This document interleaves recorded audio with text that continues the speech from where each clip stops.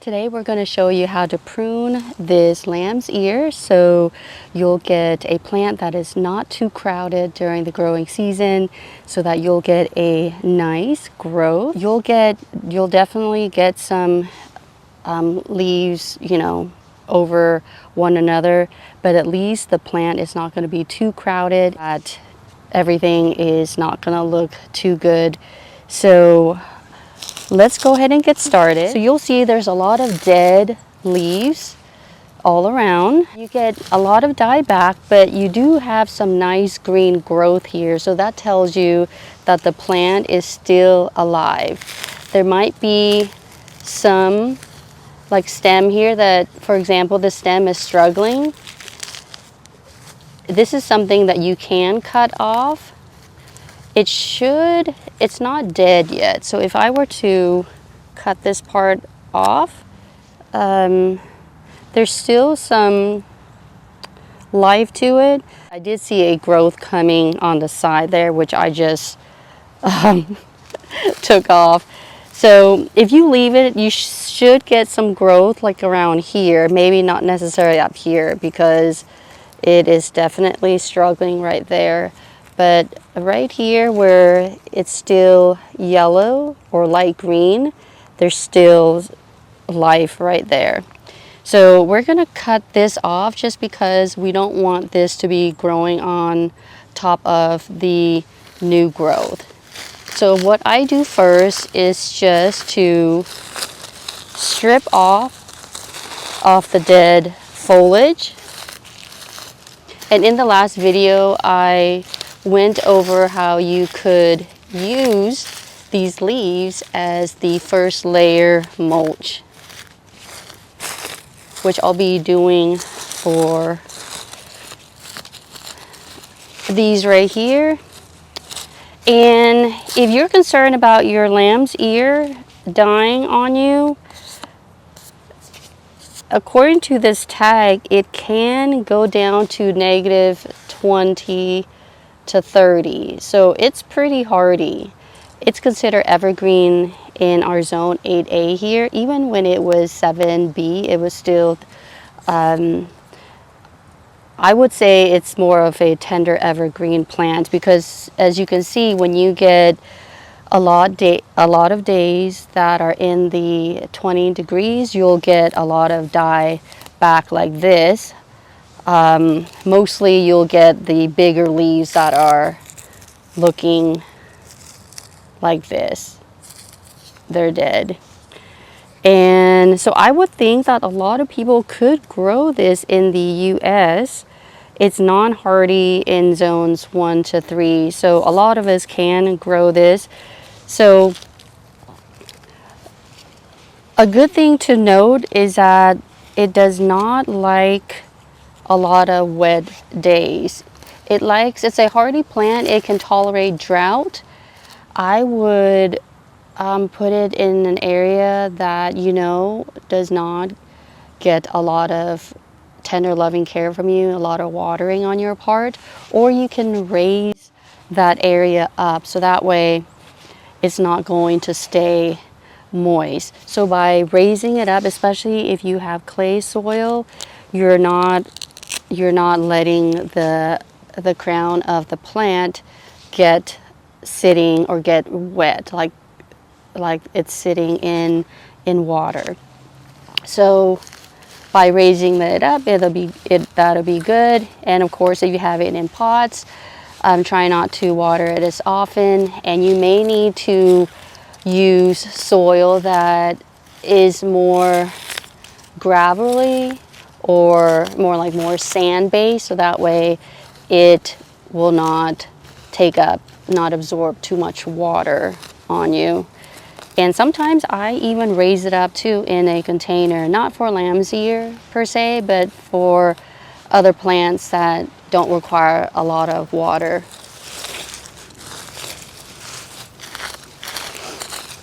All right, earlier it scared me because I was here and was trying to lay here with my legs and noticed that I was sinking. There is a big hole right there. I don't know if I don't know what animal would dig it up.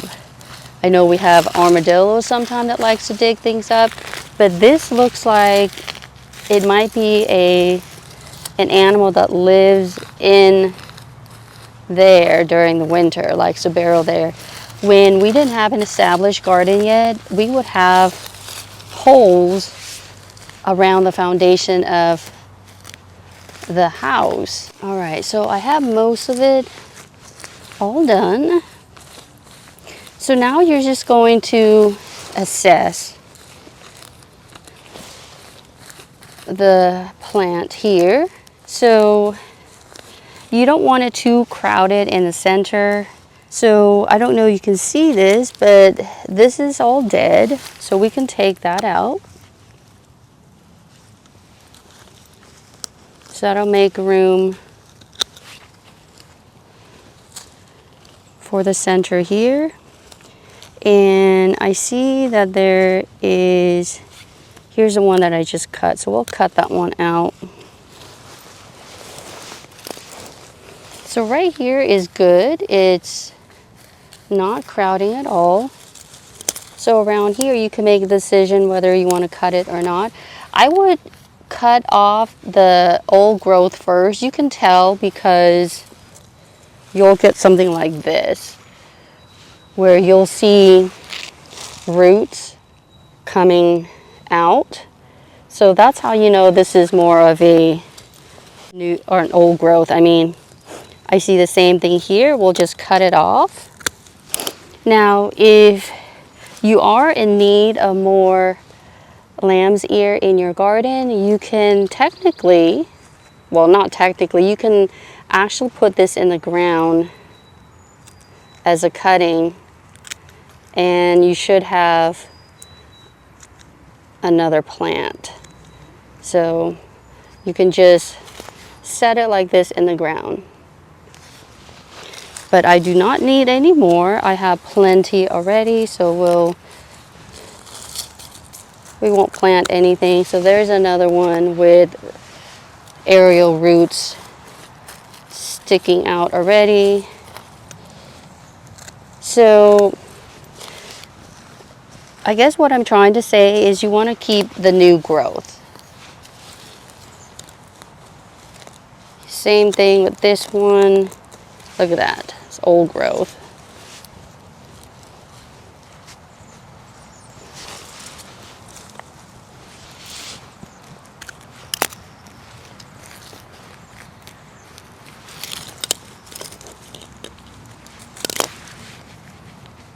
There's some old growth right here.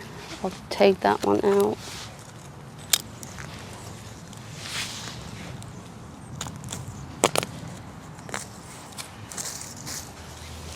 All right, so we'll take this off too.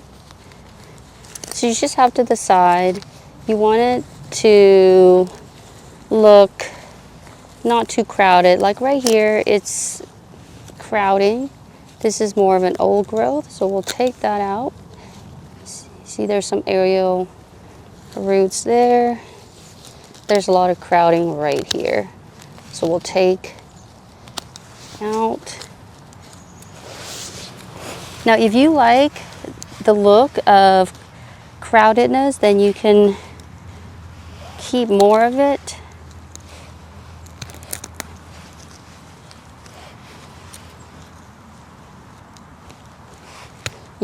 You'll have a denser looking lamb's ear during the growing season.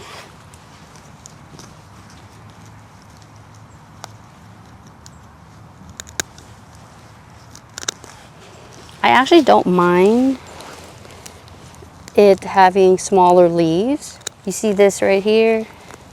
It's old stem. Take it out. So this part is good right there. You can take one out right there if you want to. This part we can play with. So you see that right there? This is an older stem, so we can cut that one off. off.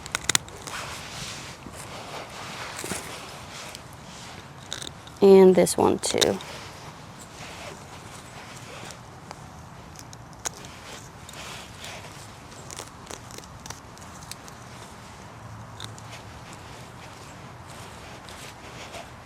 I would not do this right now. I would wait until your last frost date so that way you don't have a lot more dieback. I wanted to do it early so I could show you when you're ready to do it.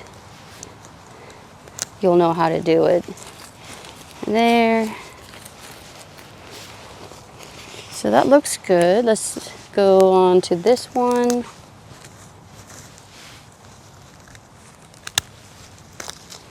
See that? More aerial roots there. This plant is very hardy. I started off with just one plant, believe it or not. And now I have, I don't know, I have not count, but I'm pretty sure I have more than 100.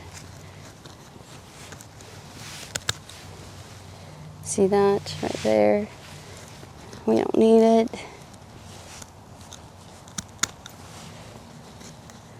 And these are easy to propagate too. You just take any stem with some leaves on there and you get a new plant. It is ready for the spring now. All we need to do now is just mulch this area and we're all set. I got some pine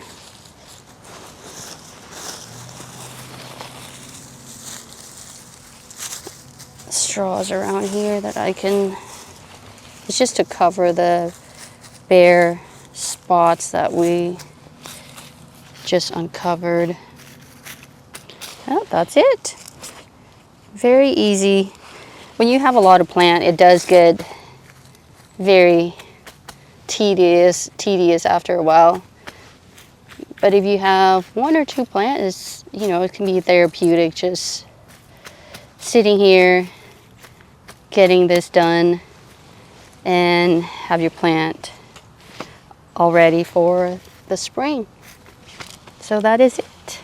All right, so you can see how easy it was to prune your lamb's ear plant and getting it ready for the spring. Now again, I don't recommend that you go ahead and do it right now unless you feel confident that you're not getting, you know, a lot of days ahead with, you know, temperatures in the 20s.